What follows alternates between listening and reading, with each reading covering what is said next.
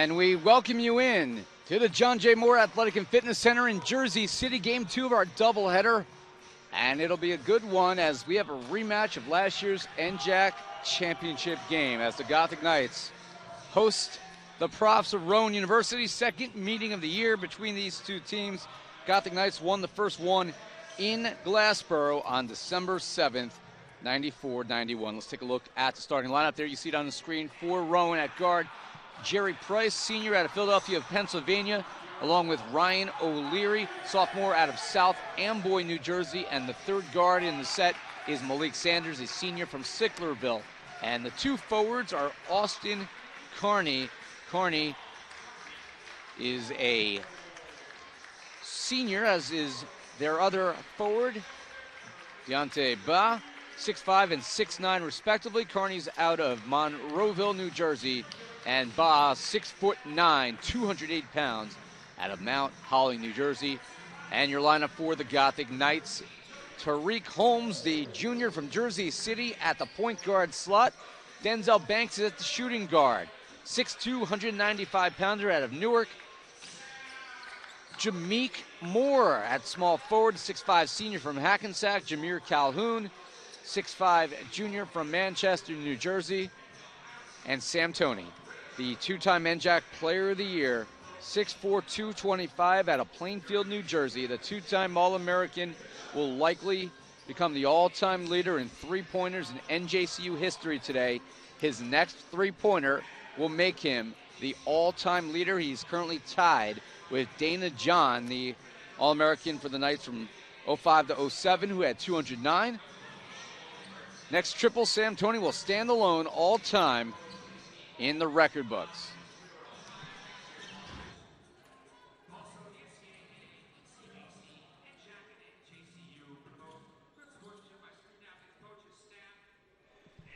So we are just about set to go. Calhoun's going to play in the as close to the 5 spot today as possible. The Knights are going to have 3 forwards and 2 guards out there. Might see a lot of Deshaun Emmanuel as well. And Calhoun, with the incredible vertical leap to start us off, gets the opening tip as the Gothic Knights are underway. Ira Thor with you. Sam Toney for 3. Bang! Sam Toney stands alone as the all-time three-point leader in NJCU history with 210, and he didn't wait very long. The first shot of the game, and Sam Toney is number 1 all-time at NJCU with 210 three-pointers. Congratulations, one record of many that he's going to have. Future Hall of Famer here in Jersey City. After we talked about the milestone, Rowan swooped in and was able to strike, but the Knights with the early 3-2 lead. Well, it's one way to get the butterflies out of the way, get rid of it right away. Holmes for 3, that one's no good. Moore was pushed off there by Ba. Nothing was called. Out of bounds, last touch by NJCU.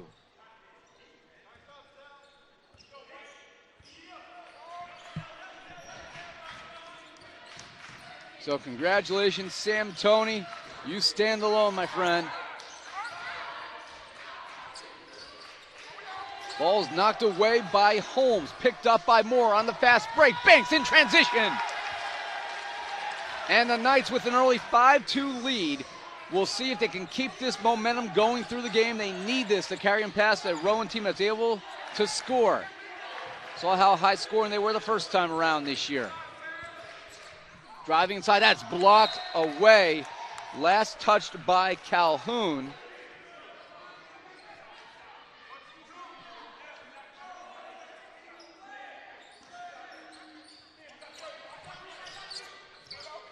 Congratulations to Sam for the record. Three-pointer by Rowan. That is off the mark. Pulled down by Jameek Moore, who's having a tremendous first and only season for NJCU. Toney with it. Toney, right corner, looking for Holmes. Back to Toney. Toney sees a lane. Toney drives, kicks it out. Three-pointer, Denzel Banks. Bang! And Rowan calls timeout. They're down 6. And head coach Joe Crispin, former NBA player for the Profs, going to have to try to calm his team down in a game they have to win. And, well, why do I say that? It's a must-win for both teams because currently NJCU and Rowan, after being in the conference championship game last year, well, they are fighting for the last spot in the league tournament right now. If the season ended today, that would be NJCU.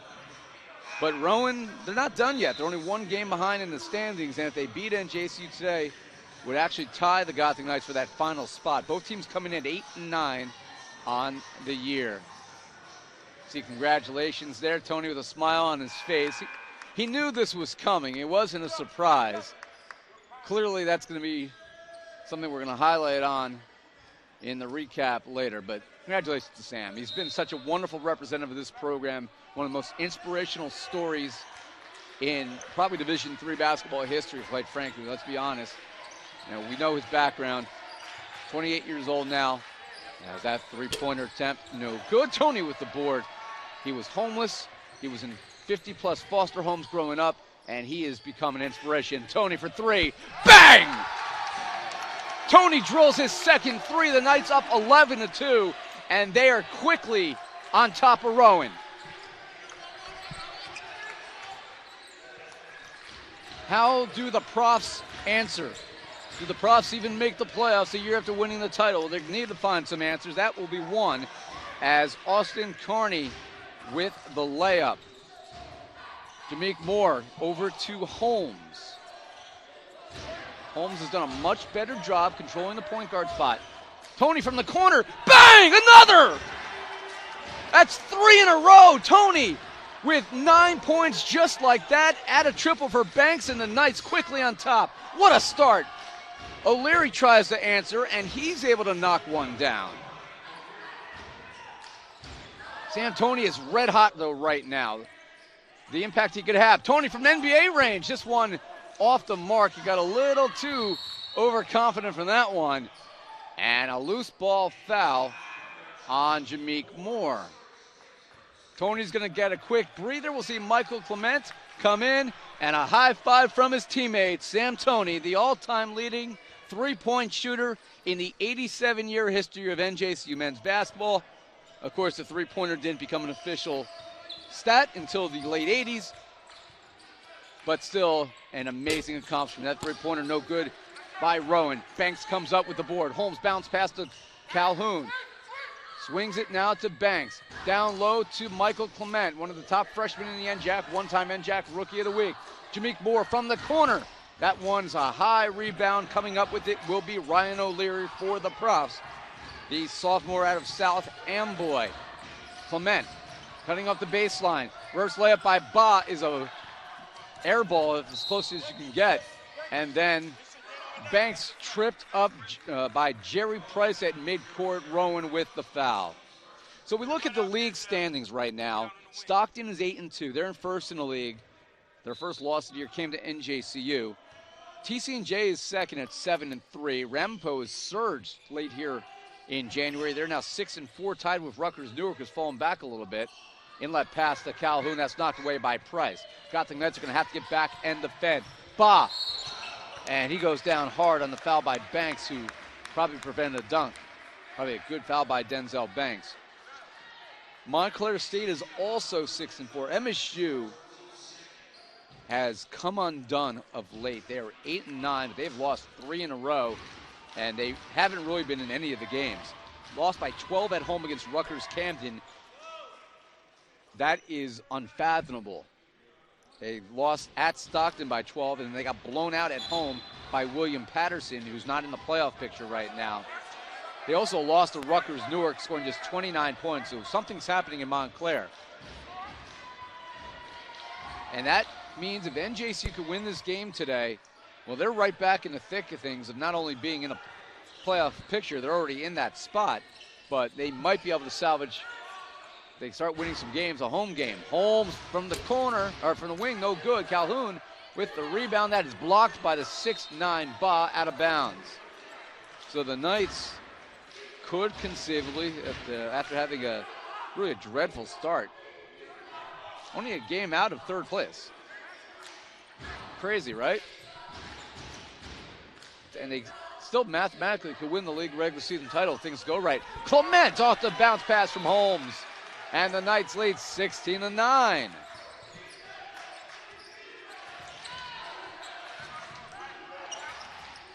Price tries to turn the corner, swings it too far away, taken away by Holmes. Holmes feeds Calhoun for the layup. In transition, the Knights doing their thing, and they lead by 9.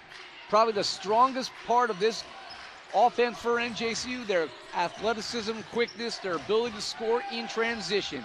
Three-pointer is left short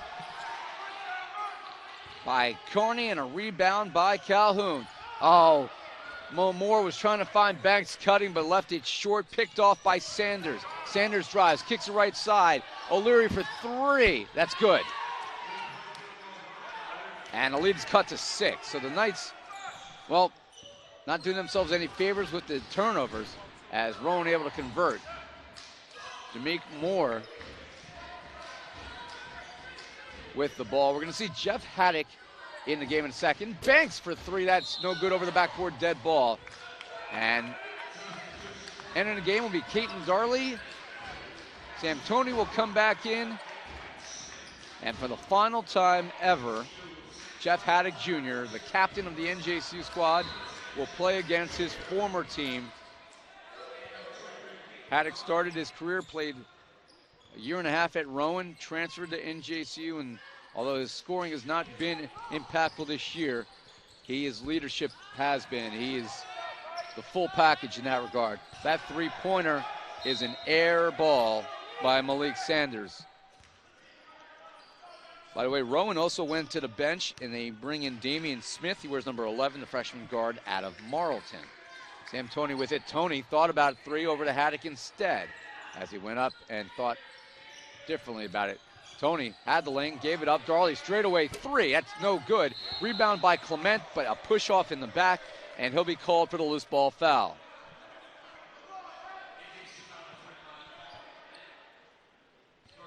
First foul on Clement. Very popular freshman for the Knights, certainly future leader of this program. Knights will lose a bunch of seniors. Haddock, along with, of course, Sam Toney and Jameek Moore. Three-pointer, that's no good. And a great box out by Michael Clement. Darley with it to Toney. Toney, transition, and he scores from Caton Darley. And the lead is 20-12, and Sam Toney has 11 points. He's 4 out of 5 from the field. Clement. And that basket's going to count as O'Leary draws contact, and he'll have a chance for a 3-point play. O'Leary averaging 8.7 points a game on this high-powered offense that averages 84.4. Clement, with now 2 fouls, will have to take a break.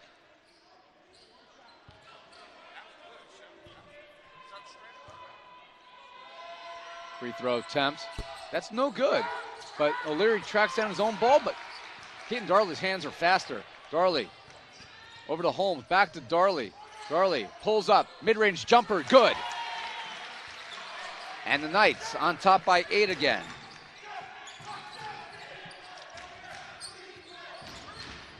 Darley, a sophomore transfer, has been impactful. He has started a few games for NJCU as well, 5 to be exact. And he's averaging 6.9 off the bench. Got the Knight foul. You can see Holmes come in here, or come out here. Kyrie Myers, who's worked his way into that number 2 point guard spot, is on the floor. Foul was on Deshaun Emmanuel, who literally just checked in and got a foul right away. Haddock pressures that one. Emmanuel fights for it. Emmanuel defends that one well. Darley's hand hit the rim. Toney comes up with the rebound. A lot going on there on the same play. It's Haddock with it. Over to Darley, looking for Toney. That ball was knocked away, but Myers came up with it. Toney now being double teamed. Of course he is. Darley in the corner. Chris Court looking for Toney again. Finds Haddock, drives baseline, kicks it out. Short jumper by Emmanuel, in and out. And Price ultimately comes up with it for Rowan. Better defense here for the Knights. Toney shutting down the lane. He's being matched up with O'Leary.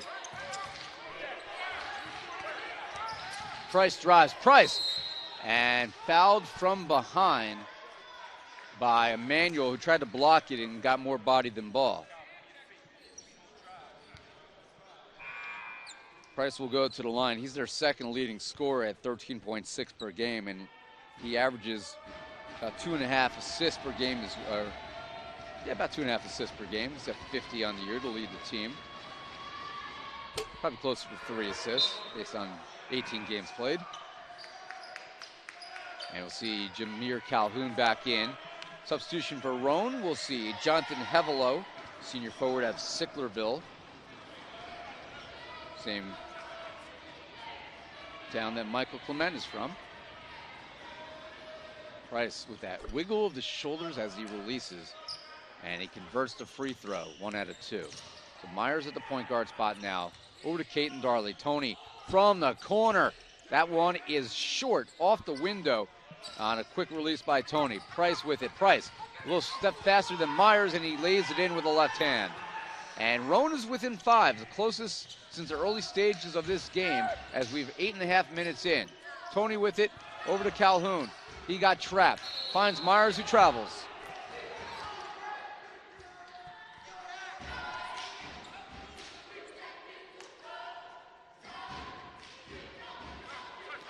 Rowan is the second leading scoring offense in the league, just 0.3 behind Montclair State at 84.4 per game. That turnaround shot is left short by Carney. Caden Darley with it. Sam Toney finds Haddock for 3, in and out, but Darley gets to the ball. Great job following the shot. Now Toney with it. Toney thought about a long 3. He got trapped. Finds Myers for 3. That's going to be short. And last touch by Rowan as Sam Toney pressured it and made Rowan knock it away. Gothic Knights are going to use a 30-second timeout.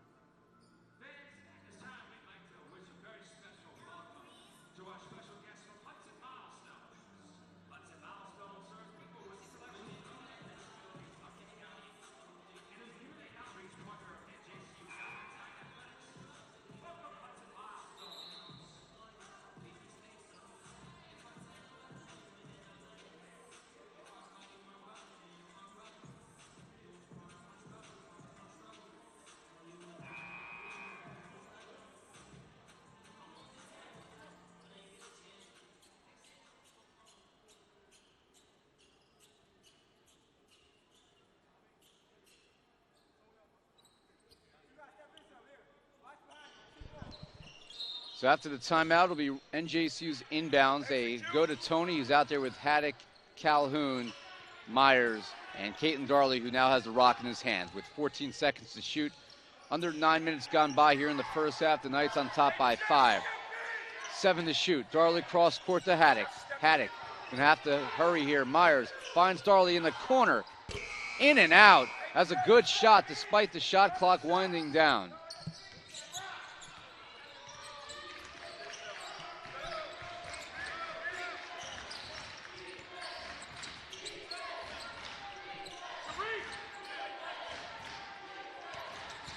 Price, that one is blocked and taken away by Darley. Darley racing to the rim. Darley is fouled on the floor here by Brian Thatcher, who just checked in, 6'5" senior out of Northport, Florida. The Knights will bring back all 3 of their guard starters.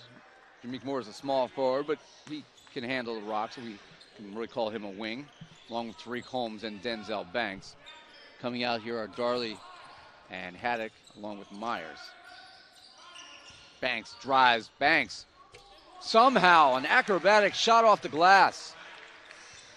And the lead is 7 with 10 minutes to go here in the first half.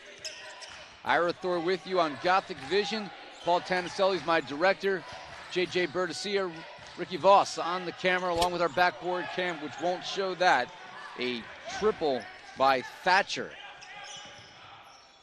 Thatcher, that's just his second 3 of the year in 14 tries. Jameek Moore pulls up, baseline jumper, no good. Rebound by Price. Rowan is within 4.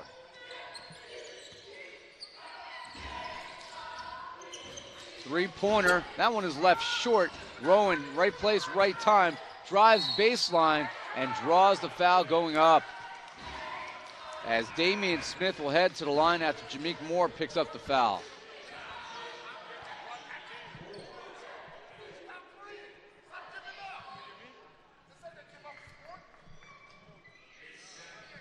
Abdul Madison, NJCU Hall of Famer, assistant coach, trying to give a pep talk to Jameer Calhoun to be a little bit more aggressive and not give up on plays.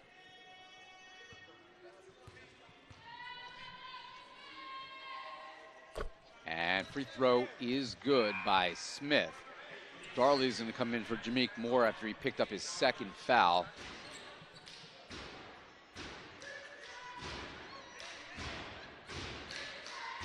Smith, just a 57% foul shooter on the year in limited opportunities, but he makes both here. And Rowan has cut the lead to 2 after the hot start for the Knights. Rowan's caught up. The Knights shooting red hot early on, but that energy has dissolved. Holmes. And the Knights will not get to shoot because they're called for I believe a 3-second violation. Or, you know what? I think he stepped on a baseline. I take that back. Stepped on a baseline.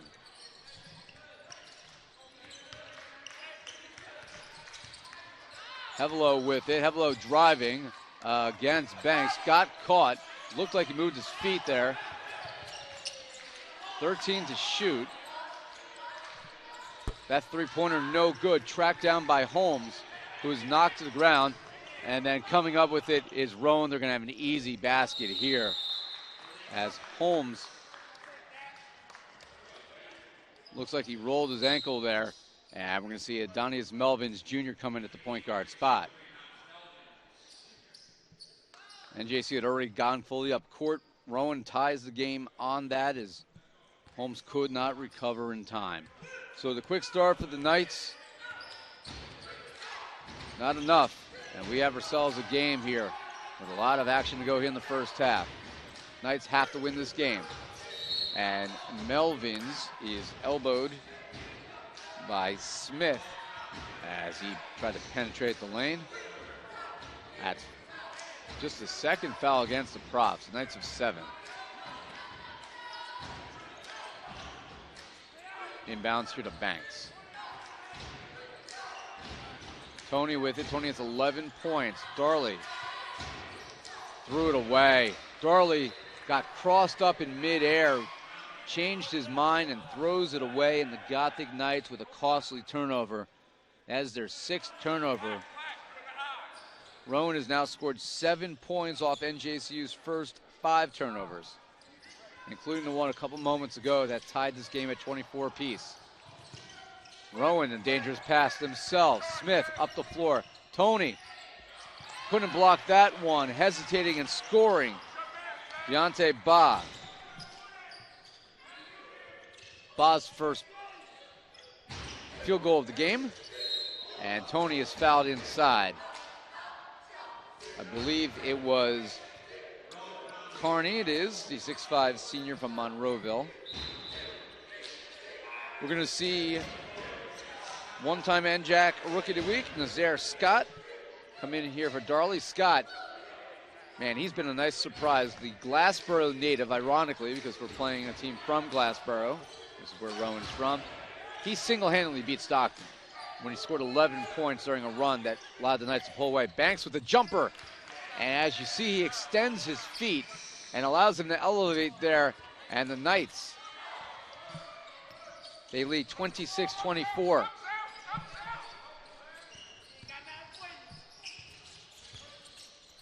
26-24 is the score. That jumper is no good.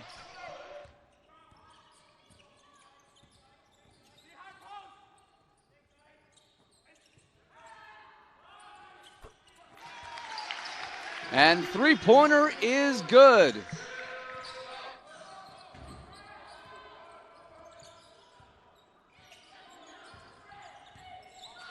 29-26 after the triple. That one is well off the mark, but it was latch touched by Melvins, who's frustrated.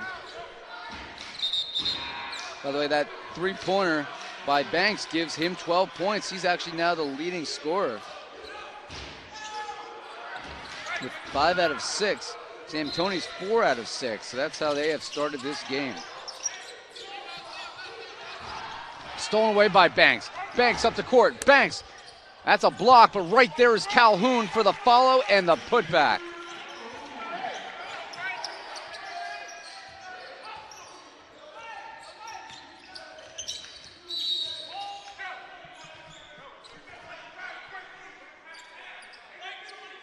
And the foul is charged to Scott, so that'll be his first. The Gothic Knights are over the limit, so it'll be a 1-on-1 situation here.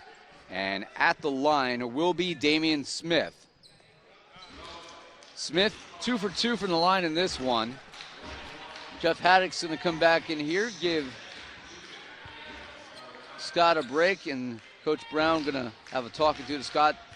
Use this as a learning lesson. That free throw is no good. Good box out by Jameer Calhoun as the Knights limited to just one shot. Toney also out of the game as Michael Clement with 2 fouls returns, gives Toney a break. Melvin's at the point guard spot. 6:20 to go here in the first half. Rowan had taken the lead. Haddock couldn't draw contact. 6 to go. Banks, 3. That's off the mark. And saving it from going out of bounds is Carney with the board. Sanders over to Carney. Three-pointer no good. Right into the hands of Banks. Banks wants to run. Banks will. Banks, layup is good. And he'll go to the line with a chance for a three-point play. Austin Carney did everything he could there. Just couldn't block the shot and makes contact with the arm, so he picks up his second foul. He'll take a break. We'll see a return here for Brian Thatcher, who's got a three-pointer made in this game. And Denzel Banks, who's got 14 points, goes to the line with a chance for a three-point play. The Knights leading by 7. Banks a good foul shooter, and that one does rattle in. Banks on the year, 78% foul shooter on the year. The pressure by Haddock and Melvins pays off. A turnover by Price, and the Gothic Knights get it back. Just a 4th turnover by Rowan, as NJCU employing its pressure backcourt defense to see if they can turn this into some points. Now the officials will converse. Experienced officiating crew for this one of Chris Jennings, Steve Gagliano, and Thomas Carr.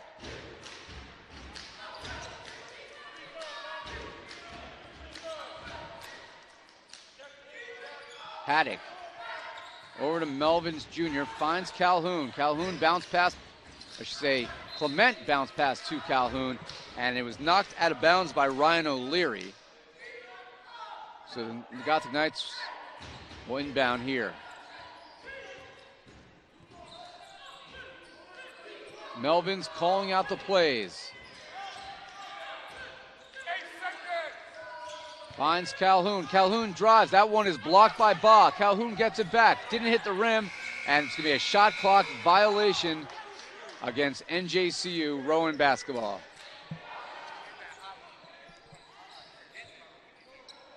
Gothic Knights now actually have a 4th point guard on their roster. Holmes, Melvins, and Myers all started the year. Ishmael Marshall, who actually started the year on the roster but was injured, he is now healthy, and that is going to be, it's going to count. It's going to be a foul on Michael Clement, and the basket is going to count by Sanders, and he'll go to the line with a chance for 3. But Marshall out of Philadelphia, another product of the Rowan area, may see some action as he, not 100%, but he's as healthy as he's going to be this year. And he's been added to the roster since he's going to graduate next year anyway. Might as well play even if it's limited time. Sam Toney will return. He's got 11. Basket by Sanders, free throw by Sanders. He has 5 points, and Rowan has cut it to 5. It's 34-29. Toney in the corner. Toney for 3. In and out.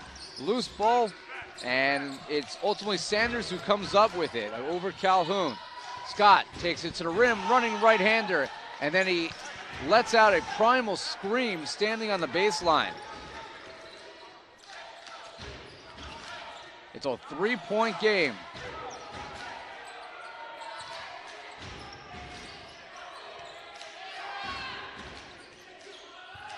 Calhoun with it. That wall is blocked out of bounds. That was deflected out of bounds. That's an awful, awful call. That is an abysmal call that when they see that on replay, they're going to kick themselves. You can just see based on the trajectory of the ball that it went up after it was touched. So how they missed that with 3 officials, these are questions I can't answer, folks. Sanders, that 3-pointer is short, so at least the Gothic Knights don't give up points after that transgression. Banks with it. It's Toney with it. Toney, he was troubled there by Jerry Price.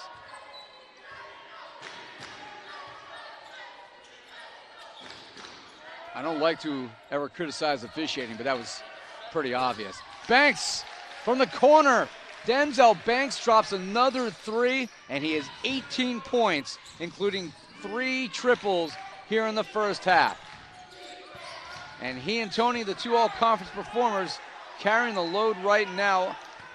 However, Deontay Ba able to follow with the layup inside.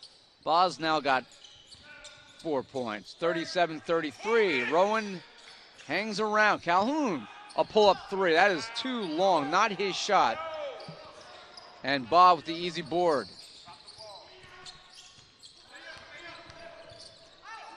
O'Leary for 3. That's too long. Nazir Scott with the board. Sam Toney finds Scott. He can shoot, but that one is off the mark. Rowan tries to follow Price. That's no good. Sam Toney grabs his 5th rebound. He's on pace for another double-double.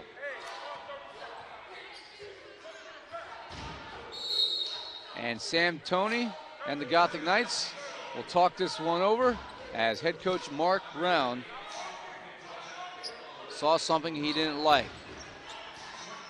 Hey fans, did you know that NJCU Gothic Vision now has its own app? It's true. If you have an iPhone, go to the App Store and download NJCU Gothic Vision's app today. It's free. Watch all the home games you cannot attend live on your mobile device, and you can miss it and see it later, or watch it again if you really like it, on demand.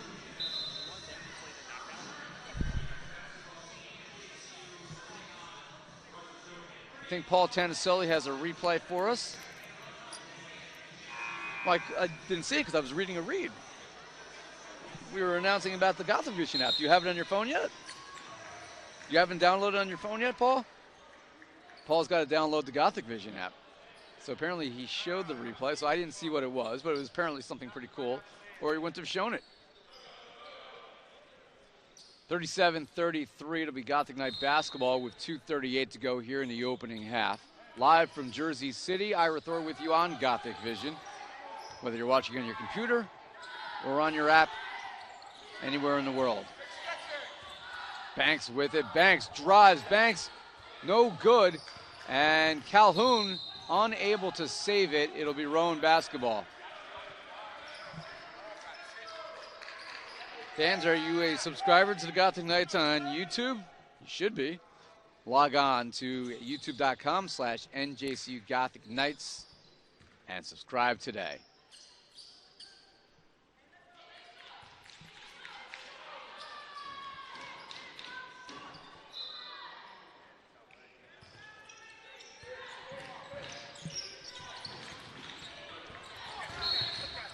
And a hand check there on Melvin, so he's going to get called for the foul.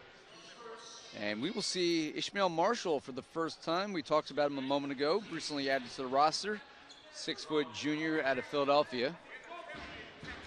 We had 2 shots, though, here for Rowan, as that is now the 10th team foul. Free throw is no good by Smith.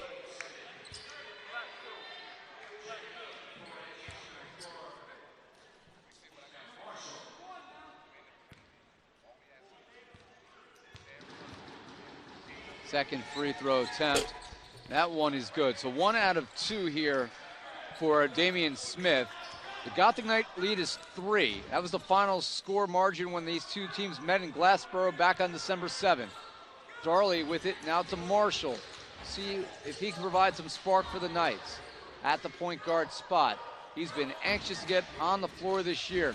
Darley to Marshall. 9 to shoot, looks up at the shot clock. Already has good court awareness despite not being on the team most of the year. Banks for 3, that's left short. Toney grabs it, a fresh 30 for the Knights. Or a fresh 20, I should say, on the second chance, as that's the new rule this year in the NCAA. Second chance, it becomes a 20-second shot clock. And a traveling violation on Calhoun. Returning for Rowan will be their senior guard, Jerry Price, also out of Philly. He'll replace Jonathan Hevelo. Haven't said his name much, but he's been out there on the court, providing some big minutes. Price to the rim for 2, and the lead is just 1. The Gothic Knights keep getting themselves a 3-possession lead, and Rowan keeps matching. Darley with it, was looking at Sam inside, but Toney was well defended. Marshall with it, he gets trapped. Bounce pass to Calhoun. Jumper from the foul line, no good. Toney with the board. Toney his fall away jumper. It's patented, trademarked, and good.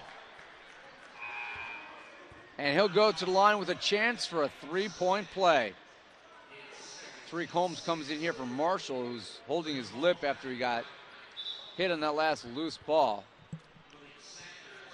Sam Toney now 5 of 8 from the field. He and Banks are both 3 out of 6 from 3-point range, but Banks has got, Toney's got 7 rebounds and 2 assists, and he hits the free throw for a 3-point play. The Knight lead with under a minute to play now in the first half is 4. Toney, by the way, 71% foul shooter on the year coming into play. Actually, that's a low for him. He's usually in the 80% range, and a traveling violation right in front of assistant coach, Hall of Famer Abdul Madison, who called it, yelled it out, and the officials saw the same thing. So can the Knights expand this lead as the first half clock winds down? They lead by 4. They had a big lead early on, but it has dwindled. They led by as many as 10, 14-4. Darley skies to pull that one down. 10 on the shot clock, 20 left in the first half. Calhoun tries to set a screen. Banks kicks it to Toney. 3-pointer, corner, bang as it rattles in. Sam Toney drills his 4th of the game. Toney didn't get back, and an easy lay-in. He was talking to the coaches, and he got caught.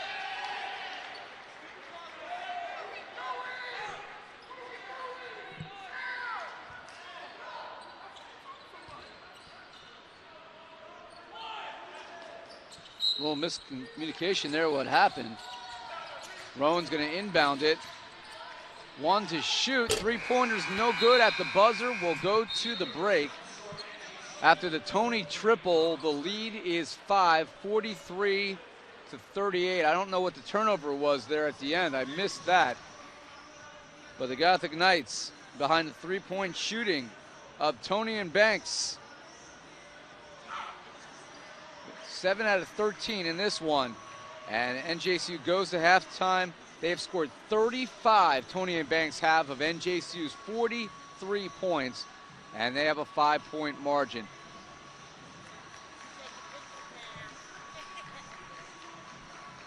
Taking a look at the halftime stats for the Knights. They've out-rebounded Rowan 26-18. And the Gothic Knights' second chance scoring, well, that's been part of the story. It's gotten 7 points on the second chances, but they've scored 10 fast break points. Again, Banks 7 of 12, 3 of 6 from three-point range, 18 points. That leads everybody. Sam Toney right behind him, 6 of 9, 4 of 7 from three-point range, 7 boards. Nobody else on the Knights have more than 4 points, and that's Jameer Calhoun. 2 for Darley, 2 for Mike Clement. Rowan Price got 9 on 4 of 7. A little bit more balanced after that. Ba and O'Leary with 8 apiece. 5 for Sanders. Rowan shot 40% in the first half, but just 3 of 17 for three-point range. Knights 7 of 12 from three-point range, 32%. Made both of their free throws. The full stats are on the line. Going to play some knockout here at the JMAC. We'll be back for the second half in just a bit.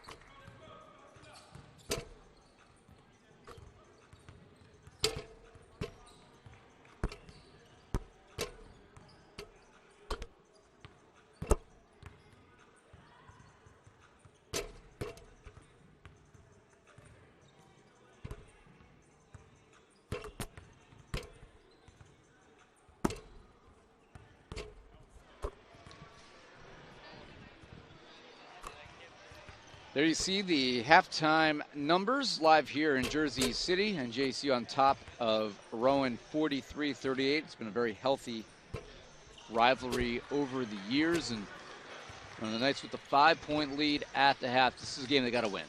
They lead Rowan in the standings right now by 1 game. So if they win this, they would comfortably be in the 6th spot in the NJAC tournament and 2 games up over the Profs.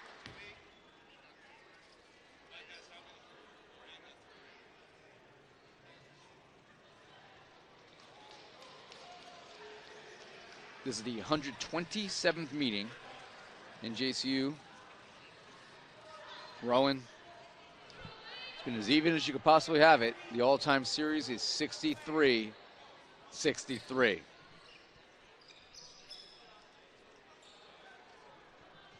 When the teams met back on the 7th, by the way, Mark Brown won his 200th career game.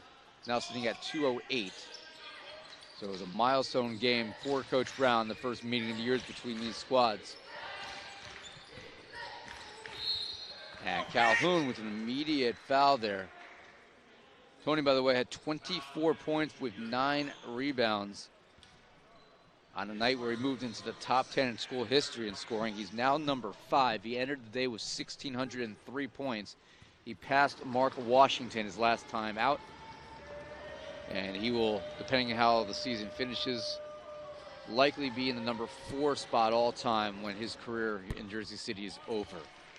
The free throw by Price is good. Price, again, watch him release the ball. Kind of a very different approach as he kind of does the shoulder wiggle. Releases and connects. So unorthodox to say the least, but it works for him. And the Rowan lead is, or deficit is now 3. Toney, 3-pointer, bang! Sam Toney drills another triple. He has 20 points. He is 5 of 8 from 3-point range. Now 200, and that's gonna be an easy call there, traveling violation. I don't know what Malik Sanders was thinking. No, Sam Toney is gonna finish his career with over 225 threes by the time he's done. He's now at 214 and counting. Gonna very comfortably have that record. I mean, very tall task for somebody to break one day. More to Banks. Toney again. Toney, can he feel it? He does! Another triple for Toney, the 2-time NJAC Player of the Year, has 23. And he's 6 of 9 from 3-point range. And this could be what the Knights need here in the second half of the season.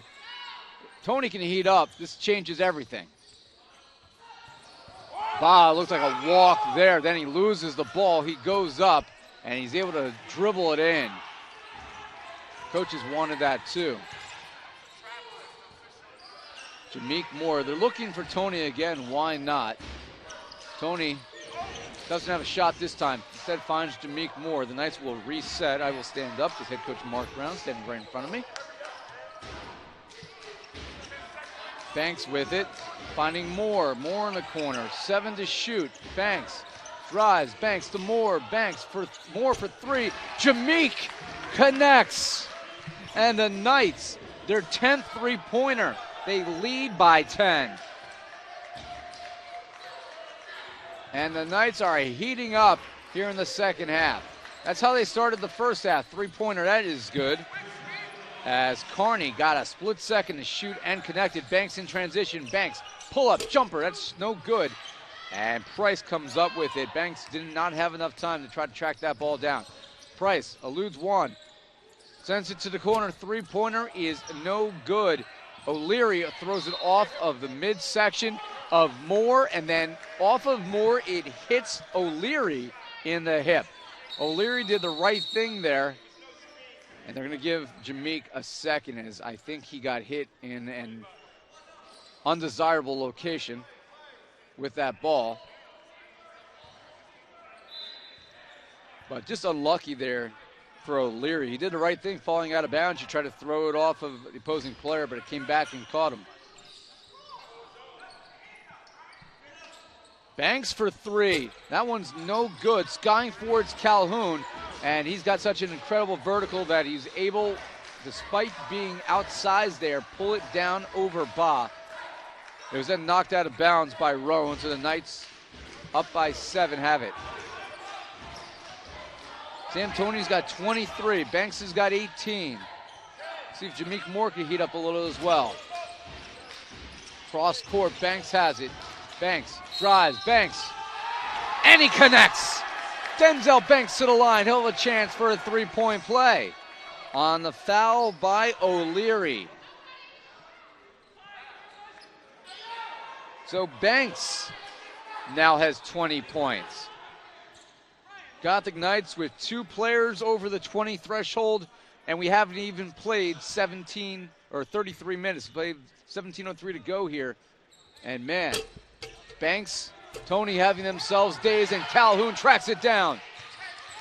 Finds Toney in the corner. Toney, 3. That one's too long. Banks comes up with it. Banks with the follow. And the Knights have their largest lead of the game at 11.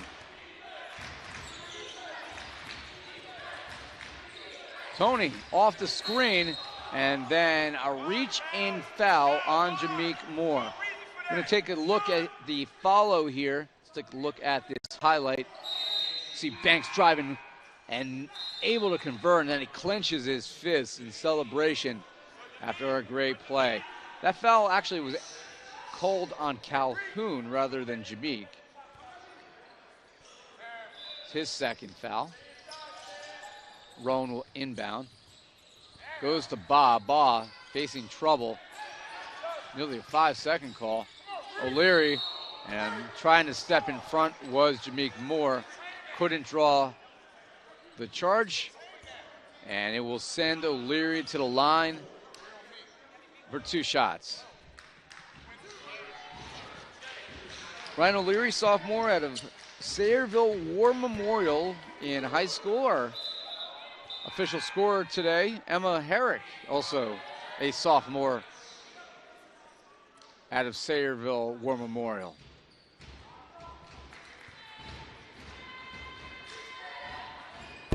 And O'Leary knocks it down, so the lead is 10. Knights quickly back in transition. They are not taking their time. They are keeping their foot on the gas here. Hayden Darley checks into the game. He replaced Jameek Moore. Calhoun, pull-away jumper from the foul line, no good. Banks somehow, despite being the smallest player in that foursome, comes up with it. Toney, 3, that's gonna be too long. Banks is right there for the follow, misses. Calhoun, and how was nothing called there as he got hacked. Banks pokes it away from behind, and ultimately gonna be a call though on Calhoun. So Banks actually would have had a steal there, but Calhoun is called for the infraction. That will be his 3rd foul.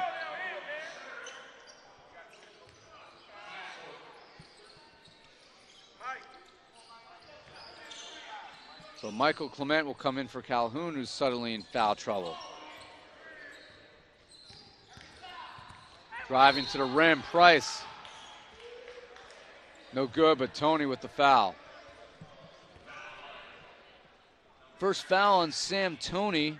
Banks, who's got 22 points, has 1 foul each, so their top 2 scorers not in any foul trouble. They've combined for 25. My math skills are so great. 47, 45 of NJCU's 56 points. Can you tell I'm a little tired, folks? As Clement will sub in here. I spent last Sunday and Monday in Houston, Texas. Flew from Houston to Anaheim for 4.5 days for the NCAA convention. As NJCU Hall of Famer, former NBA Vice President Bob Delaney was honored with the highest award you can receive in collegiate sports, the Theodore Roosevelt Award. Great day for this university, great day for Bob Delaney. And I took a flight back as Holmes releases the 3. That's an air ball, but Banks quickly there to snatch and follow, and the Knight lead is 10. Left last night at what it would have been midnight Eastern time, about 12:15 Eastern time, and landed a little bit before 5 a.m. Basically came right to NJCU from Newark Airport, so I'm a little tired, but all worth it. Darley for three. Darley drills a three. Darley, the 11th triple for the Knights in this game. That's his first triple. And the lead is back to 11 with 15 to play.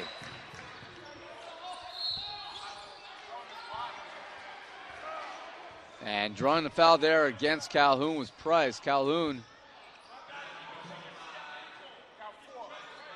well, he picks up the foul there. That's his fourth.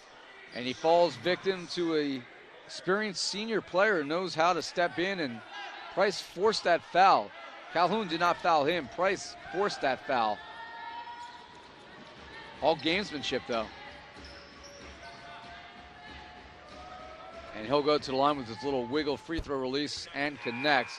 Deshaun Emmanuel coming here for Michael Clement, who exits with just 2 points, 3 rebounds, and 4 fouls in 6 minutes.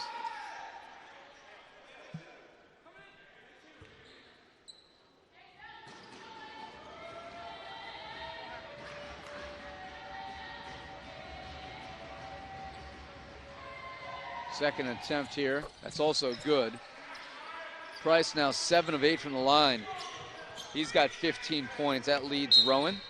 And the Knights, they're gonna call a timeout up by 9. So full timeout, and NJCU leading 61-52.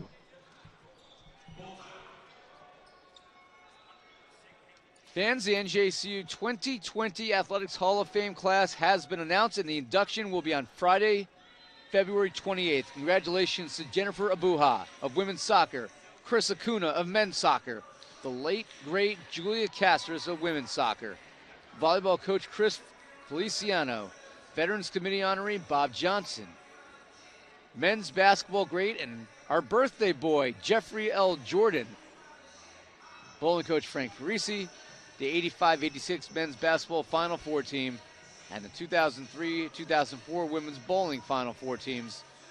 That's your 2020 Hall of Fame class.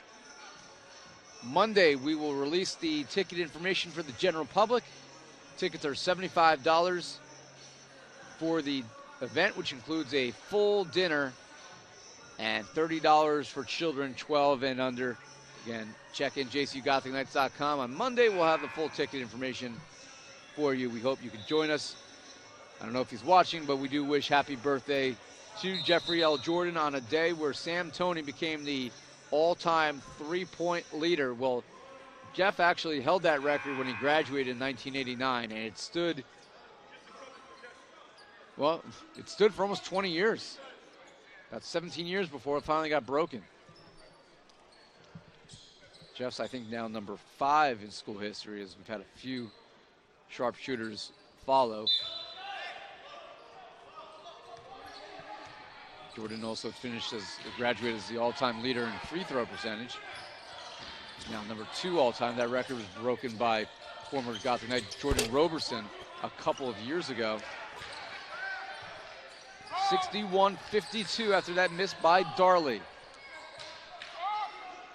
After the timeout, and the Gothic Knights close down the three-point shots. Perimeter defense has been their Achilles heel this year. That one is short, got a weird carom. Holmes picks it up, and he's running. Holmes, looked like it was kicked there by Price. Price came up with it and threw it away as he tried to save it. The Knights will have a fresh 30.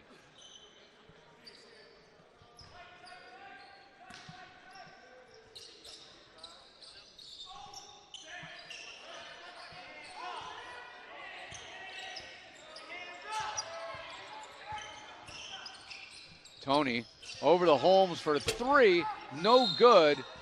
And then a loose ball foul, probably on Denzel Banks. Or they saying it hit the wire. It hit the wire is the call, so no foul as it becomes a dead ball before any contact. 61-52, the Knights on top. Price drives, and Manuel tried to draw the foul there. He had his feet set, but he was moving at the very last second, and Price cashes in there. That is NJCU's 7th foul. We're already in the 1-and-1, 6 minutes and change into the second half.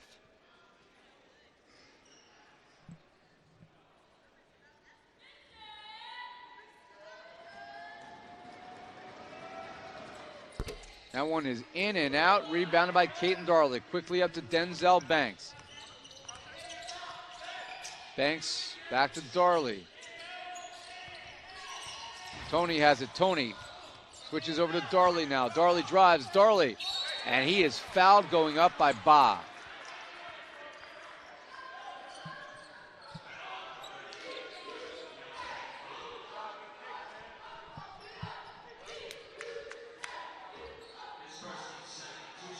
First foul on Ba. He's got 3 blocks in this game.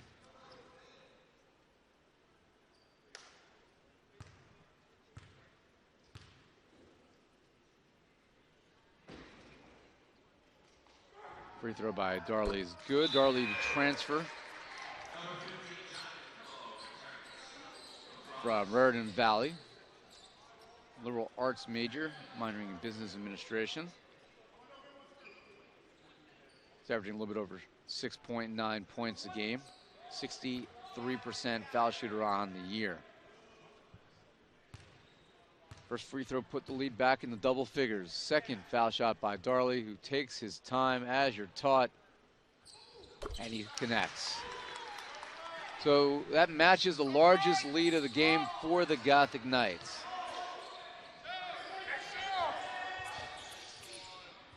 Price from NBA range. Oh, you can tell he practices that one in the gym from about 32 feet.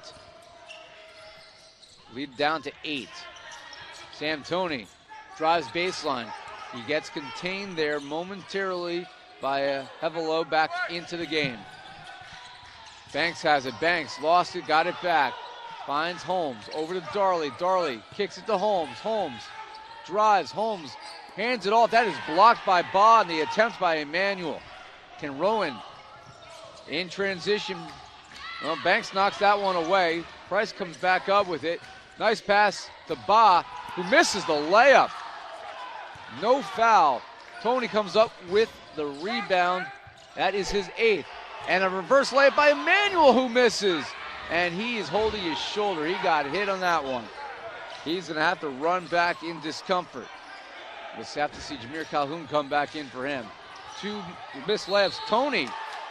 Well, it looked like Toney got a piece of the ball. He did, because the foul's on Emmanuel. And it'll be a 2-shot foul.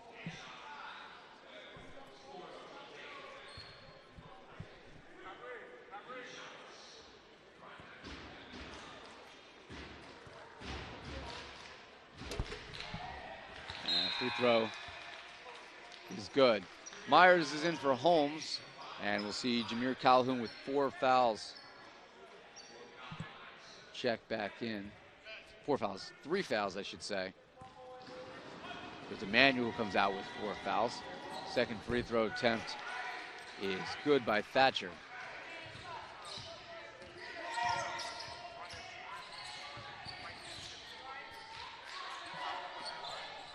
Calhoun with it. Calhoun against Ba, off the window, no good. And then battling for it, but Ba ultimately comes up with it. Rowan down by 6 with the possession, trying to cut this to a 1-possession game. Price drives, swatted away by Sam Toney with the block, and then Toney with the rebound. A block and a rebound by Toney. Myers with it.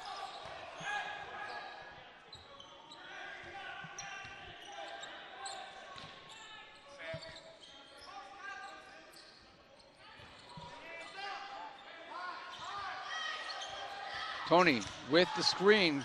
Darley finds Banks for 3. That's no good. Calhoun with the tip. That's no good.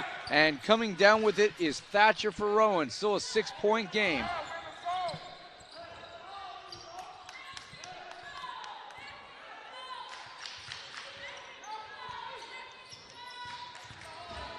Spin move by Price.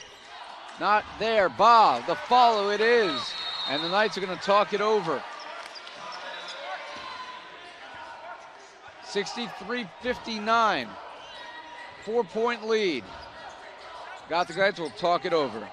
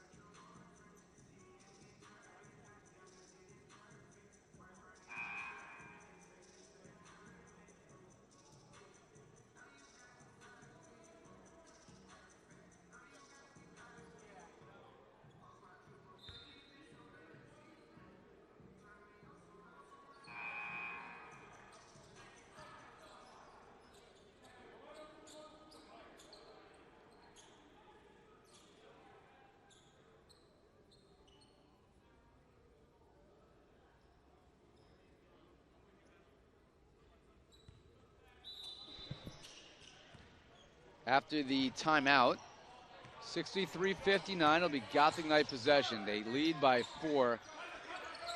Trailed just for one moment of this entire game when it was 26-24.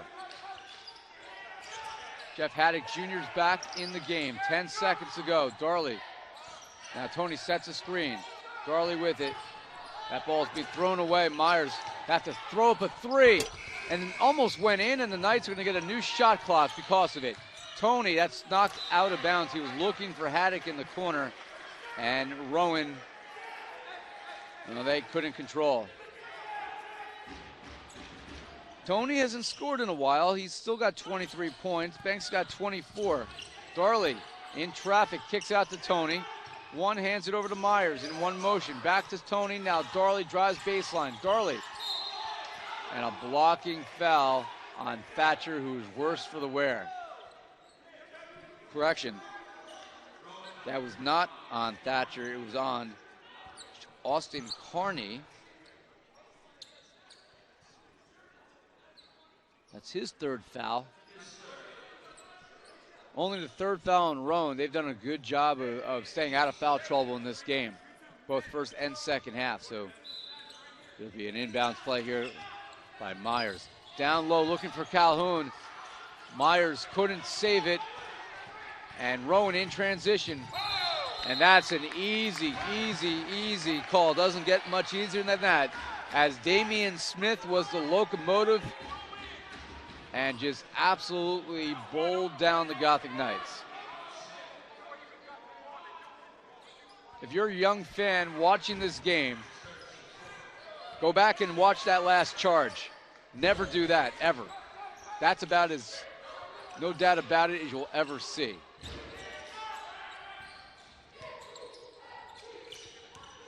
Darley bounce pass to Toney. Toney bounce pass back to Darley.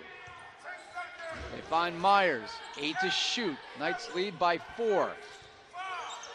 Darley with it. Darley over to Toney. Toney for 3, in and out. Calhoun comes up with it, and then he is hacked. I think they're going to call Carney on it, as Smith was trying to tangle him up.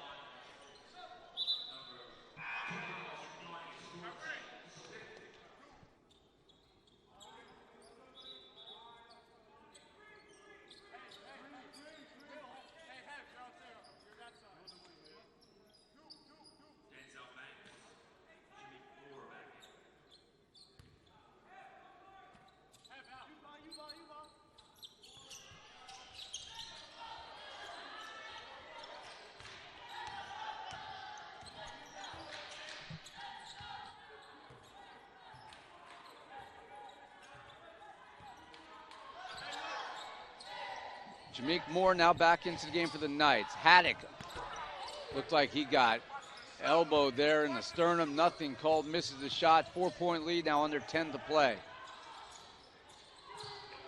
O'Leary with it. Oh, he's going to pull up for a long three. That's off the mark. Sam Toney somehow against three players comes up with it. Now Banks in transition to Calhoun.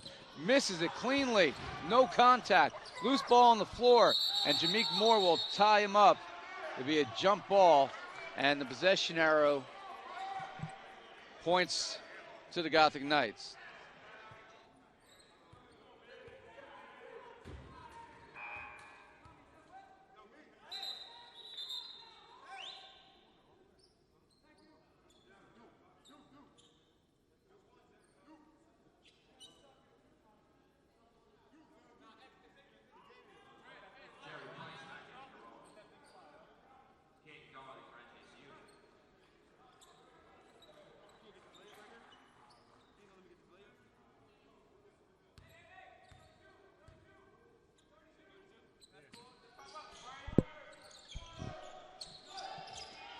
Inbound to Toney. Toney, layup no good, but he'll go to the line with a chance for a three-point play. And Joe Crispin, fourth-year head coach of Rowan, is livid. Thought there should be a travel call. Toney to the line, and he knocks down the first. That gives him 24.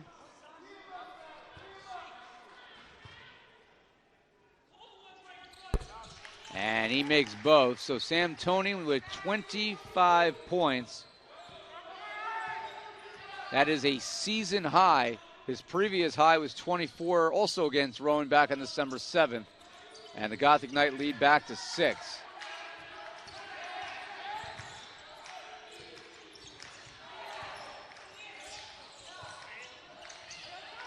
Nearly a turnover by the Price from the corner with the release.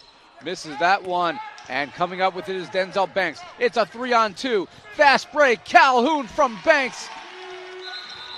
And Rowan, after giving up two quick possessions there, we're going to talk it over. It'll be a full timeout. The Gothic Knight lead back up to 8 with 8:22 to go. You're watching NJCU men's basketball on Gothic Vision live from Jersey City.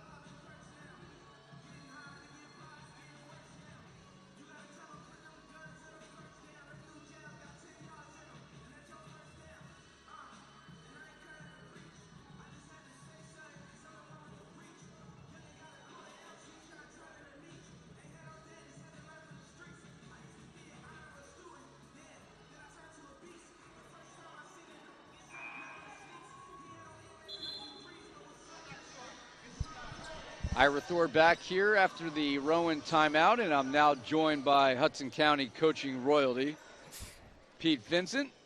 How you doing, Ira?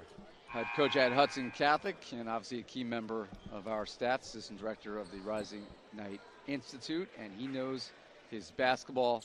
So we thought, 8:22 left, we need an analyst. I see Pete in the crowd. We have ourselves an analyst. See how that works? Yeah, appreciate it. We don't even have to pay you or anything. No. So the Gothic Knights scoring in transition, and if you look at the fast break points in this game, well, heavily in the favor of the Knights, scoring 12, including that last one. How does Rowan answer here after calling a timeout? Three-pointer is short, and Jameek Moore's right there. The Knights will run. Moore had Darley, did not see him though. Sam Toney's got 25, Banks has got 24. Toney's been lethal inside and out. He goes inside, he goes to the window, he's blocked by Ba, and then Banks comes down with the board. 10 to shoot. Jameek Moore for 3. Bang! It rattles in. It's a big shot by Jameek Moore. That is triple number 12 for the Knights. Then Price takes it. He misses that one and swatted out of bounds by Rowan. And the Gothic Knights lead by 11, matching their largest of the game, and they have the ball. You see a couple substitutions here. Returning will be Malik Sanders. And also returning is Carney.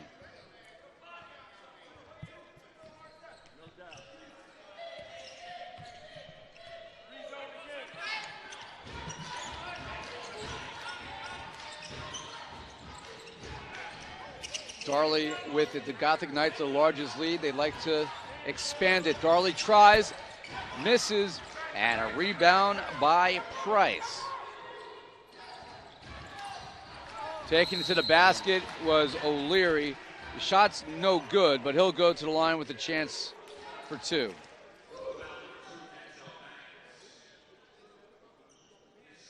And Ira, I'd be curious to see when Rowan comes out of that zone, especially being down by as many points this late in the game. You might want to put some pressure on the ball. Free throw is good. Ira, did we already give our birthday shout-outs today? I have given birthday shout-outs, but you can give them too. Birthday shout-out to Danielle Beam, our Associate Director of Athletics. Our other Associate Director of Athletics for Internal Ops, Jeffrey Jordan. Can I say Hall of Famer? Soon? Well, he's already in. He just hasn't been inducted yet. And if he doesn't show up for the event, he's still in. And our graduate assistant, Lexi Meskovich, all have birthdays today. That drive to the rim, no good by Price, forcing the foul against Sam Toney. That's number 2. There's no truth to the rumor that if you want to work for NJC, your birthday has to be in January. But also in January is my partner here, Pete Vincent, and me. And you, yes. I celebrate my birthday on Monday at 35,000 feet. And then I landed in Anaheim about 10 p.m. Got myself a steak and a beer. I thought, if I got to be by myself, I'm at least going to have a good meal out of it. Sometimes in this business, you celebrate birthdays on your own. Sometimes, you're on the road, traveling. That was the first time I was ever actually in the air for a good portion of my birthday, going from Houston to Anaheim. That free throw is good, and Rowan, after being down by 11, is still hanging around. Down by just 7 now.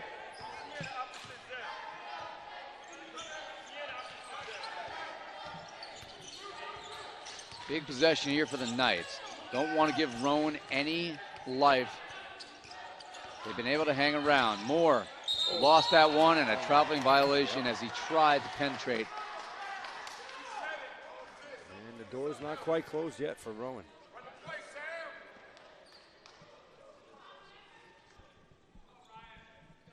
J.J. Bertasia on the camera there. See him on the end line.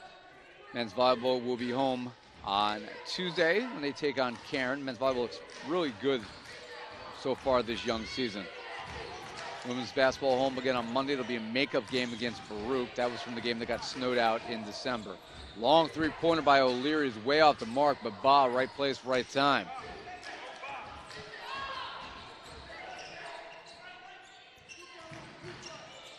Price drives. Calhoun got a piece of that one, and it still went in. I thought there might be a goaltend there, but that ball was through the hoop before he touched the rim. Lead is 5. Pete, they're not going away, are the Profs. 2-possession game, Ira. NJCU has to play to win. Jameek Moore with it. Jameek Moore pulls up for 3. Not a good shot, but Great Banks rebound. is there for the follow and the finish. Great rebound by Denzel Banks. Denzel Banks is 6'2", if that, and he always finds a way to get amongst the trees and does more than anybody to give NJCU second looks. He's a winner, and he does what his team needs to do to win. Three-pointer attempt by Rowan is good. Knocking it down, and the Profs are within 4 after the triple by Sanders. Toney just got leveled inside. Nothing was called. Pull-up jumper by Calhoun is good. Nice shot. Well, they gave Calhoun the space. Yeah. He pulls up from 18 feet, and he drills it. You hear that one rattle off the back Carry. part of the basket. Oh. Coach Brown wanted to carry there as well. That three-pointer Off the is clock. no good. There we Squeezes underneath the shot clock. It's not easy. No. That's what NJCU has to do right now, Ira, the rest of the game. They have to limit Rowan to one-shot possessions and control the defensive boards.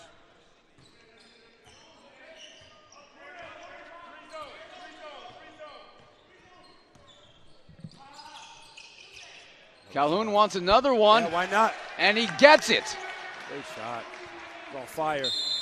And Rowan, after allowing the transfer from Brookdale to hit back-to-back jumpers, wants another discussion.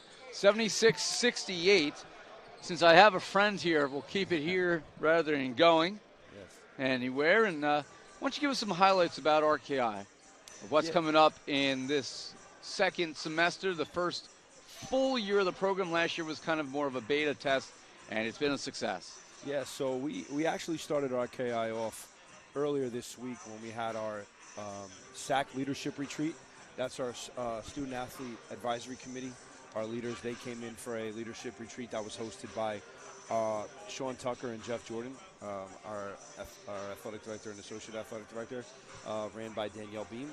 And then simultaneously that day, we had our new student athlete orientation for about 18 new student athletes that are either transfers or are just new to sports at NJCU. You know, it could be some students who were at NJCU for a semester or two and then just decided to try out for a team or came out and made a team. And so that was on Monday, and it was a great turnout, great event, a lot of energy. A lot of our student athletes took a lot away from it, so we're excited to start off on the right foot. And we got some really good programming coming up this semester I'm really excited about. We have a coaching class for our athletes who are interested in getting into coaching after their time here with us. And we also have Jesse Lewis coming in. He's going to do a 3-part seminar for our student athletes on leadership and self-identity. So we're really excited about that for the spring semester. Thanks for that update, Pete. And looking forward to seeing what RKI continues to develop and become here as maybe one of the premier leadership development programs in Division III athletics. I think that's the goal, and we're well on our way. Absolutely. 10 seconds to go. O'Leary drives, and he's fouled there by Keaton Darley, or are they going to give it to Banks? Banks has got him first. Yeah, Coach Abdul Madison just said what I was thinking. Why are you trying to block jump shots? Take the charge. Especially off-balance jump shots. They're so unpredictable. You never know what angle the shot's coming from.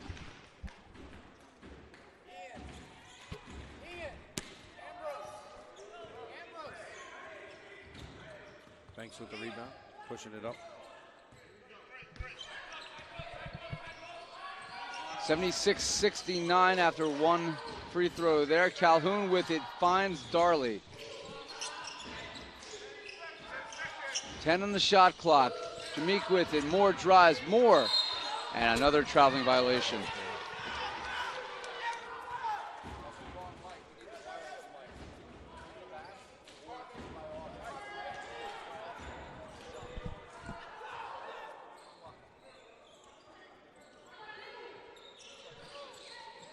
So Rowan continues to hang around. That is blocked by Calhoun, and then Calhoun gets the board. They don't see Banks streaking. Somehow Darley comes up with it. And they're going to pull this out and reset. That's the wise move, Pete. Yeah, absolutely. And Calhoun is having himself a pretty good 4 minutes here. Yeah, he's got 10 points, 5 boards. He's that number 3 scorer right now behind Toney and Banks. Banks and Toney. As they have 51 between the two of them. They find Toney with 5. Toney with the layup. And how in the world is there not a foul there? I mean, that was plain as day. Yeah, you can't play defense on the floor, and any contact you make is automatically a foul. See, I know Toney maybe won't get the benefit of some calls just because he's so much stronger than some of these guys, but that right there, there's no doubt about it. Well, maybe he got the benefit of non-call there, so maybe it's even. Darley, too far in front of Banks, who throws off the bottom of the basket. And the Knights, gave that one away. And then Banks I don't know about that one. not pleased with that one, standing right in front of us as he was trying to force him out of bounds. Yeah, I seen Austin Kearney with a nice little hook that went uncalled, and instead you give Denzel Banks a blocking foul. I don't know about that. That's a very questionable call right now, especially this late in the game to be making calls like that. That one is drilled there as one more free throw for Austin Kearney, who's got now 8 points, but he's playing with 4 fouls. And he makes both, so 78-71. Substitution returning will be Damian Smith. Jameek Moore with the ball as we approach 2 minutes to play in Jersey City. Ira Thor, Pete Vincent with you. Paul Tanaselli is our director. Jameek Moore got his pocket picked. And free throw, layup is no good, and Moore, despite getting his pocket picked, comes back. The Knights are going to call a full timeout and talk this over. Caton Darley getting a talking to from Mark Brown and Abdul Madison. Abdul Madison telling Caton to calm down. And a learning moment here. Jameek had his attention diverted for just a second, Pete, and that's sometimes all it takes when you're going against a crafty defender like Price. Yeah, when you have like 3 or 4 inches on a defender, you got to be very careful. You got to protect the basketball because he has the angle to steal the ball. Remember, you're dribbling the ball down. He's already down there. And if you're not going to get low enough to protect the basketball, and you're not going to use your body either, and you're distracted, that's a turnover. That's a turnover every time. Especially a player like Price, who's, you just see him eyeing the ball every time. He's just looking for that transition. And he's got, although he missed a shot, he's got the ability to weave to the rim and find his way to not draw charges and to get to the basket. And he's done so for 22 points. That leads Rowan. He's 9 of 11 from the line. Toney and Banks with a combined 53. Of course, if you missed us earlier, Sam Toney became the all-time leader in three-pointers in NJCU history. He needed all of about 20 seconds in this game to break that record. And now he's trying to make sure that nobody gets close to it. He's sitting on 215 and counting. What's the women's record? I know it's Desiree Johnson. 125-ish, I want to say. All right. Top of my head, somewhere around there, I forget. Okay. Gothic Knights have never really had a dominant three-point shooter on the women's side, at least not for an extended period of time. They've had it for a year or two as a transfer, but not enough to compile the threes, which is that's a 3 to 4 year process. Oh, absolutely. If you're hitting 200 threes in a year, you're going pro. Oh, yeah. Oh, yeah, no, without a doubt. Or you're playing against very young people. D'Antoni will go to the line. He's 3 away from 30. Hasn't reached that mark this year. And Coach Brown going with a little offense-defense right now with Tariq Holmes running a point on offense and with Jameek Moore coming in to defend. Very smart, very strategic move. Toney misses the 1-and-1. So 78-71. Rowan's not done yet. We found out last year when they beat the Knights with 10 seconds to go on a three-pointer to upset the Knights in Jersey City for the conference title. And there you see Sanders converting. Banks is going to pull this one out. Then he is fouled from behind by Sanders. I don't think Banks is really the one you want to foul. He's one of your better foul shooters on the team. Jameek Moore is the best foul shooter on the team, standing right in front of us. Substitution, Kearney back in. 1:15 to go. Knights trying to add a little padding to what is a 5-point lead, but this is a 1-and-1 situation. Banks drills it. I just love that sound, Pete. Money in the bank.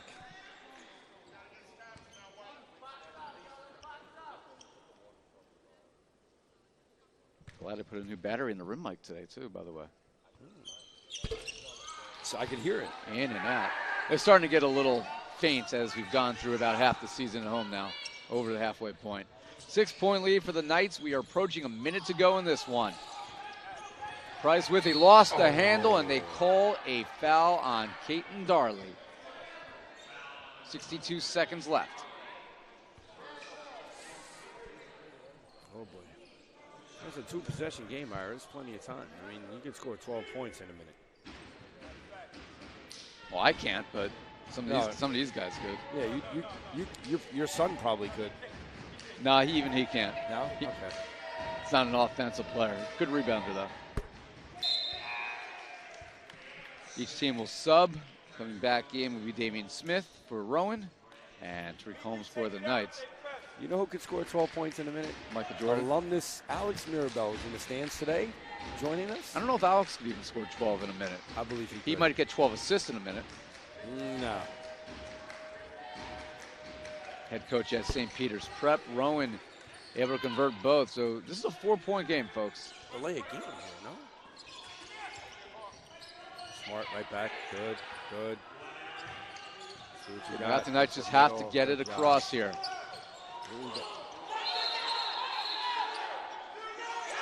And they're calling Banks for a traveling violation.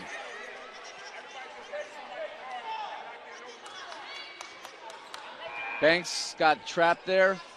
No one to give the ball to as the Gothic Knights didn't come to it. And now Rowan, with 52.8 to go, has a chance to make this a little bit more interesting than we envisioned down the stretch. Oh, absolutely. You got to put teams away. Especially a 15-2, 9-1 conference record team. Knights need a stop. Three-pointer by Carney is good with 38.1 to go. And this is certainly not done yet. 8 seconds separate the game and the shot clock. And the Gothic Knights not doing themselves any favors. A costly turnover and a triple from the corner. And Rowan, well, they're within one after what a few minutes ago looked like it was probably over. NJCU led 70-59 with 6:59 to go.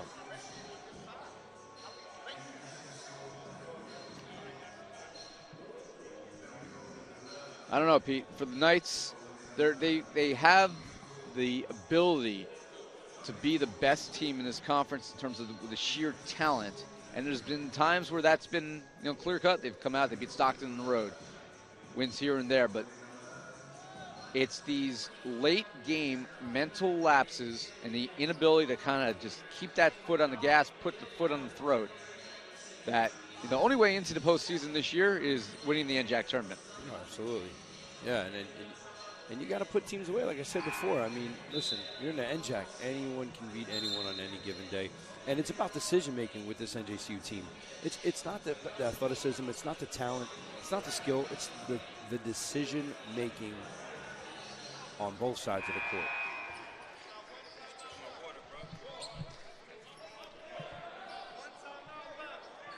I accidentally drank Coach Brown's water because somebody took mine. I don't know where it went.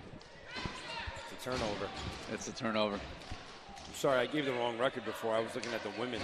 Wow, the women have a great record, but Rowan men 8-9, 4-6 in the NJAC. This is a must-win game for both teams. Banks finds Moore, who will bring it across the timeline. And the Knights will set up for one shot. He is fouled. We saw this movie before, Ira. By Sanders. Have we not watched this movie before? Well, Calhoun. A couple months ago? Yeah, I feel as if we did see this already. Calhoun will go to the line. Pretty good foul shooter on the year in limited opportunities, 11 out of 13, about 85%. 1-1, and he makes it. So that's a big-time shot for Calhoun. He's having a good game. He had a good game last game as well. Oh, that one no good, and Rowan could tie this game with 29 seconds to go. 2 seconds between the game and the shot. They're going for a three, Ira. They ain't shooting a two. Price nearly lost it. Three-pointer by Carney, no good. Loose ball, and Banks comes up with it, and then Banks is fouled. Major rebound. Sam Toney almost actually gave that ball away. He just deflected it instead of grabbing it. Toney was off balance, couldn't get the rebound. He tried to get a hand on it. Good camera work here. as we see J.J. Bertoccia, our camera guy, is going to get this crucial free throw. It's now a 2-shot. The Knights can pretty much ice this if they can make both. With Denzel Banks at the line, he has 27 points. And he makes the first. So the worst that Rowan can do right now is tie. Money in the bank. Banks, there's S on his last name. Good grammar. No, that's his middle name. Denzel Money in the Bank Banks. Is it on his birth certificate? Yes, I saw it. I misses that one. Loose ball. 13 seconds to go. Rowan can force overtime with a 3. Price has it. Price trying to find an open shot. Lost the ball. And then a foul on Darley with 2.9 to go. It's probably not. However, that's actually not a bad thing. It's not a bad thing. Because even though that was a major flop. That was not a good call. That was not a good call. But this actually works to the Knights' favor.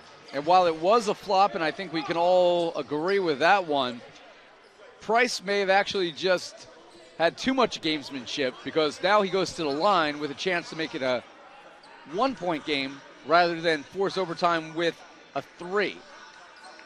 So sometimes you could outthink yourself. Absolutely. Now, obviously, if you're Rowan, the ideal situation now would be one of two things, Pete. Obviously, make the first free throw and then miss the second, and then you got 3 seconds to tie it with a shot inside. Can we replay that? Can we get that back up? I don't know if we can get that back up. We can't get that back up? Paul Tanasilli, are we able to pull that back up? Can we replay that foul? Can we see that? No, too late? That flop is now in the archives, which you can watch later on Gothic Vision. Whether you watch it on your computer or on the new app, you can watch that flop again for free. Wow. Only here can you watch flops for free. Yeah, you can't. I can't make that up. You can't make that up. Like, wow. I like doing games with you. You should join me during baseball season. I can do that. We can make that happen. Yeah? Yeah. You gonna buy me lunch? I got to buy myself lunch first. I haven't eaten since last night at 8 p.m. Pacific time. Oh, you're a cheap date then. You don't eat a lot.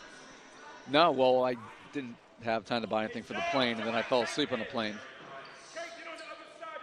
I actually was very smart. I booked the seat right by the bathroom, knowing that there's space between that, so I could recline my seat and go to sleep. Wicked smart. That's an experienced traveler move. I don't know about the smell in that area. You sometimes. I have no sense of smell, so I was fine with it. There we go. First free throw is good. Okay. So Price able to do the first part of it. NJCU has to successfully inbound the ball on a make and protect it. Senior guard from Philadelphia, trying to make it a 1-point game, but his team trails by 2. Misses that one intentionally. Whoa. Sam Toney gets the rebound, and that is that. Nope. As the Gothic Knights prevail today, 81-79, a win they had to have, and they get separation in the NJAC standings. The Gothic Knights over 500 in the NJAC at 6-5 overall, and in a topsy-turvy seesaw season, they are back to 500 as a team at 9-9. Pete, a win they had to have. As we talked about it earlier just before you joined us, with this win, NJCU improves to 6-5 in the league. Now they're 2 games up on Rowan, and they swept Rowan.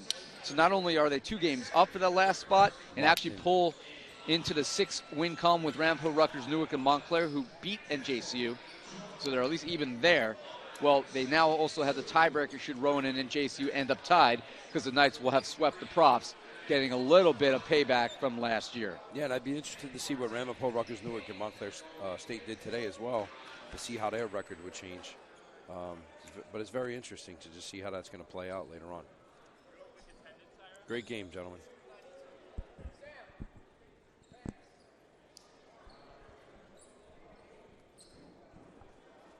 In a couple minutes, we're going to have Ira Thor joined by Sam Toney. Is going to be interviewed after the game. Right? You're doing interviewing Sam, correct? I'm going to do an interview with Sam. I had to chase him down to grab him, right before we got off the air. 28 points for Banks, 27 for Toney. And I'll put my headset down, and you're going to see me walk over here.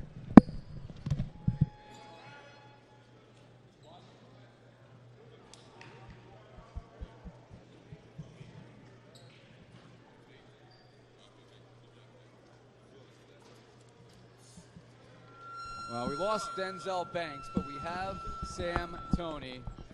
And here comes Denzel on a day where the Gothic Knights got a win they had to have. Before we talk about the win, I think you knew that you were approaching the all-time record for three-point shots and took 20 seconds in this game to become the all-time leader. You're one of the greatest players this program's ever seen. What does it mean to you to be the all-time king in three-point shots now? And you got that record by a lot now because you've hit 6 today.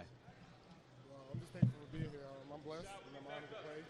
But without my teammates getting me the ball and telling me to be aggressive and play my game, I wouldn't be able to do it. So first was them. I'm saying they helped me become a better player. You were feeling it today. There were times in this game where you were asking for the ball a little bit more aggressively than you have in games earlier this year. You know, for yourself, you're coming down the stretch in the NJAC schedule. How significant was this game going in, and what was the message that you guys as leaders gave to your team, knowing that you had to win this one? Well, Coach been on us about it. The second half of the season is a 10-0 season, and we want to go 10-0 for the rest of the season. So we made that our goal, and we're sticking to it. We're going to take one game at a time. We know everybody will give us our best shot every time they come play us. But we're just trying to stay together and finish this season off strong no matter what happens.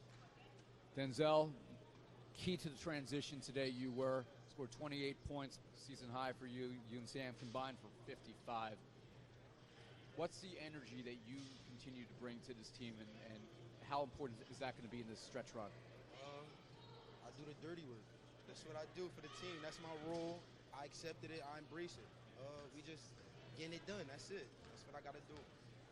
You do the dirty work and you're scoring 28 points. That's some clean dirty work right there, my friend.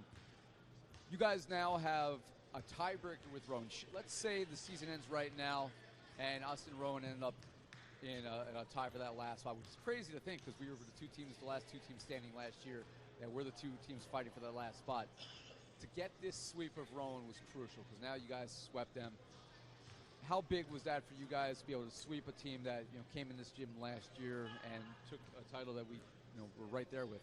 I mean, at this point in the year, every game's important, but I mean, we ain't really look at it as in from last year. I mean, we owed them. We knew we owed them, but I mean, we owe ourselves really because the start of the season was pretty a disappointment. So we really just getting back to doing what we do, and that's winning. Well, 3 wins in a row right now. You guys obviously, I thought, started to turn the corner a little bit towards December. Vegas, I didn't really have a chance to talk to you guys about what that trip meant chemistry-wise. You guys have been playing way better since Vegas. What was that trip about in terms of how it's brought you guys closer together? Well, one, we try to feed out the negativity. We know it's going to be a little distraction. Everybody not going to see eye to eye. Everybody not going to be friends off the court. But like Coach said to us last week, when we step on this court, we got to become brotherhood, and we got to find ways to win games. And we've been doing it, and we got to continue to do it. 7 more games, we got to go 7-0 for the rest of the season. What was it about that trip, to touch on what Sam said, that really has helped you guys turn this corner a little bit and play so much better going into January? I mean, it brought us a lot closer, I want to say. Feel me? It got us, like, we kind of grew on each other. Like, I ain't going to say we were out, like we weren't together, but, like, we grew on each other a lot more. We became, like, a lot more family-oriented, if that makes sense. And, yeah, that's really it. We hold each other accountable. That's my brother. I'm his brother, and that's it. I got his back. He got mine. Got some big games coming up. Teams that have beaten us the first time around. Next week, you got Patterson, Rutgers, Newark, Montclair. They're all right there with us in the NJAC. You guys, as crazy as it sounds with the start we had, you guys are still very much alive for a bye. You guys are very much still alive to host a playoff game despite the start. What are you looking forward to? What would you like to see from this team in terms of how they respond to teams you've already lost to? Well, we just got to come together. We got to find ways to win, and the games can't be back and forth, back and forth. We got to find a way where we go to stay up, we can stay on their net, and win a game convincingly. Once we do that and become better and better each game, which we're doing, things will be a lot better. Final word is yours. I feel like we got our character. We figured out who he is. And that's big because going into playoffs, you need that. You need to know who you are. So Coach basically said he wanted us to be playing our best basketball around this time of the year. So I feel like we're on our way there. Well, it's a lot better to peak in January and February rather than November and December. And these two gentlemen today, well, they helped carry the load. 55 combined points, 28 for Denzel Banks, 27 for Sam Toney. Both are season highs. Sam Toney is the new all-time three-point king in NJCU men's basketball history, and the Gothic Knights are over 500 again in the NJAC. Congratulations, guys. So I will walk over. We will wrap this one up on our last camera of the game. Switch one mic for the other as we take a look at the final numbers real quick before we sign off the air. And hello, everybody. This is what I look like. You probably just want the voice and not the face. Let's take a look at the final numbers we talked about. Denzel Banks, 28 points, 11 of 21. He also hit 3 threes in this game, and he came up with 11 rebounds. So we talked about the points, but Banks and Toney both finished with double-doubles in this one. And then Sam Toney coming alive when we needed him. 9 of 16 overall, 6 of 12 from three-point range. He grabbed 12 rebounds and also handed out 3 assists, the all-time three-point king in NJCU men's basketball history. 11 points from Jameer Calhoun, who was 5 of 10, and NJCU hit 12 triples in this game. 7 points from Caton Darley, 6 points from Jameek Moore, and 6 assists also, by the way, from Denzel Banks. It really had an all-around solid effort today. Jerry Price, he led Rowan with 25, 6 out of 14, 12 of 15 from the line, and they had 5 players in double figures, but nobody else with more than 12. 12 apiece from Kearney, Ba, and O'Leary, and 10 from Sanders. And JCU shot 41% overall and limited Rowan to 39.7%. And they only forced Rowan into 8 turnovers, but, well, the points off turnovers were important, though, because Knights would get 12 important points off turnovers and scored mightily in transition, which allowed them to break away in this game. So that's it here from Jersey City. The Gothic Knights, well, they were challenged down the stretch, but they held strong as they knock off Rowan by a score of 81-79. The next action for the men's basketball team will be on Wednesday. We talked about it with Sam and Denzel. William Patterson's next, then Rutgers Newark, and then Montclair State. That's your next 3. Next action here on Gothic Vision will be Monday, 7 o'clock. It'll be the women's basketball team with a makeup game against Baruch. For my partner today, even for a limited amount of time, Pete Vincent, our director, Paul Tanasili, and our camera operators, Ricky Voss and J.J. Bertasia. I'm Ira Thor. Happy birthday, Danielle Beam, Jeffrey L. Jordan, and Lexi Miscavige from the Gothic Knights staff, all celebrating here on January 25th as the Gothic Knights pull above 500 in the NJAC at 6-5, and even their league mark at 9-9. Good night, everyone. I'm Ira Thor. Be well, everybody.